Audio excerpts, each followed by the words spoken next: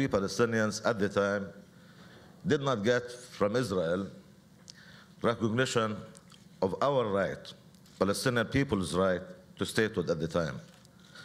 That is a fact that's often overlooked and not sufficiently well known. What we then got by way of recognition in so-called mutual or declaration of mutual recognition was the right of representation, that we as people were represented by the PLO, but that's the extent of it. That's part of the reason why we approach things the way we are in the face or looking at the experience of many, many years of negotiations that have not led to the kind of conclusion that we all wanted.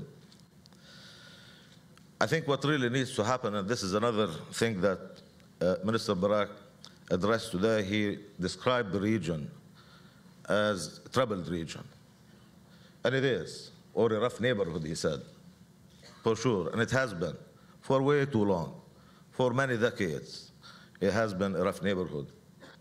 And if we, Palestinians, are allowed to have and enjoy that which is an absolute right for all peoples around the world, to be able to live in freedom and dignity in a country of our own, yes, indeed, alongside the State of Israel, in peace, harmony, and security, with all the opportunities that provides for all. I agree with Minister Barak. It is not that we really need more preliminary sessions to really get to where we're going. If it is accepted as a premise that while security, stability, and peace should continue to be the driving force and what should drive us all, and to work very hard to produce that as an outcome, it is my judgment that unfortunately I do not believe that there can be, permanent peace unless, the concept of Palestinian statehood, the concept of a sovereign, viable, independent state of Palestine is accepted. We are now at a state of an impasse politically. Everybody knows that. There is no secret. Where basically it would appear as though progress toward that goal, which has eluded us for a very long period of time, has been impeded because there is no formal political process, no negotiations. This region has been troubled for way too long. What is really required is a negotiation that based on a set of principles that takes advantage of the experience of the past 16 years in order for us not to lose another 16 years before we get to where we're going. Taking advantage of the lessons. There are lessons that really needed to be learned. Clearly, for us Palestinians, there are certain issues that really need to begin to evolve in a certain direction, some new dynamic. Instead of really repeating or going through that process time and again, I think what we really need is to be guided by key lessons that can easily be inferred from the experience of the past. We need to begin to see things begin to evolve in a manner that suggests to us, that suggests to our people throughout the world, that indeed this occupation is on its way to being rolled back ahead of ending. We really need to have a political horizon, famously used phrase. We Palestinians also need that kind of horizon. That Palestinian statehood is, or should be, an outcome. Indeed, for long, I viewed it as the key deliverable of the political process, given the overwhelming importance that has, of course, for all concerned, including Israel and citizens of Israel, the region, and the world at large.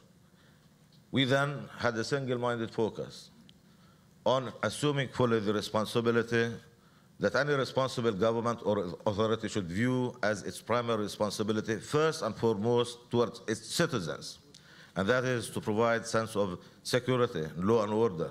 Of course, in a Palestinian context, it is very obvious that security has important regional dimension insofar as Israel is concerned. This occupation is being rolled back on its way to end.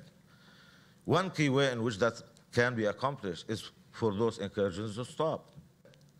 I believe those incursions have to stop. You've heard it said time and again that security was paramount, and indeed it is.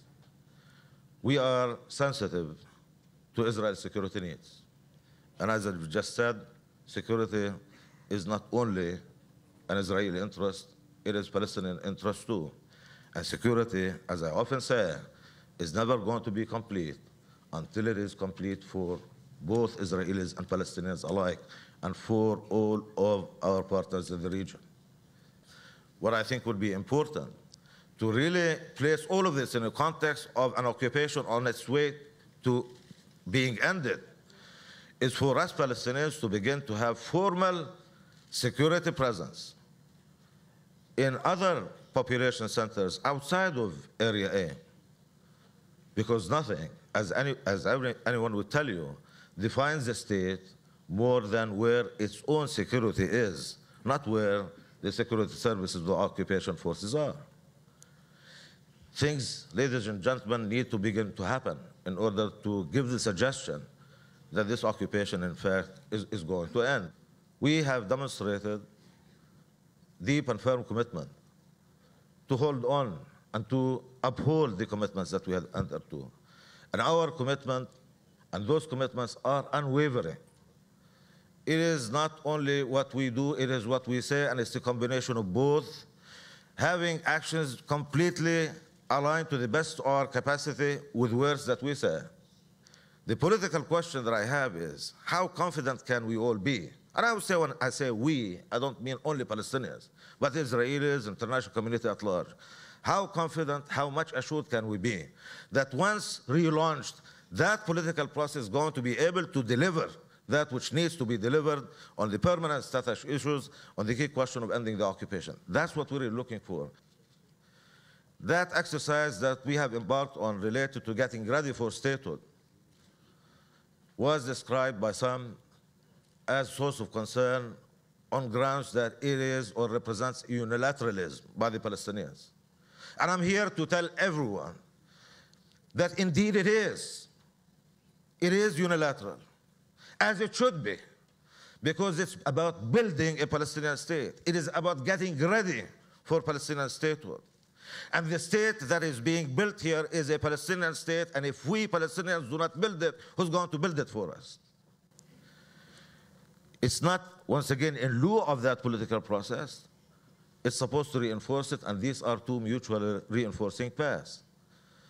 That is really the context in which this was offered. We're encouraged because we have been able to make progress over the past couple of years in important areas of governance, including security, but not only in security, in financial and economic management, in providing infrastructure of state.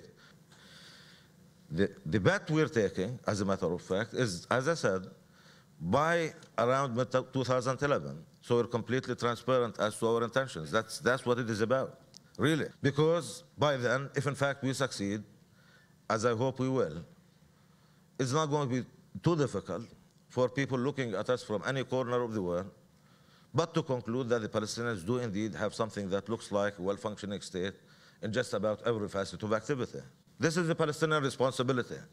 We're shouldering it. We're trying to do so as responsibly and honestly as we possibly can. But by itself is not going to be enough. We need to have our country reunified. The current state of apartheid and separation between West Bank and Gaza has to end. This is a case of two virtually completely diametrically opposed historical narratives. We can, talk about this for a very long period of time, but if that's what we're going to do, I do not believe we're going to be able to settle this. Israeli people have a long history. They have pain. They have ambitions. We honor those. Unlike you, we Palestinians have our own history. And right now we're going through a lot of pain and suffering. And we have one key aspiration. And that is, once again, to be able to live alongside you in peace, harmony, and security. That, I believe, will contribute to making this region a lot less troubled than it is today.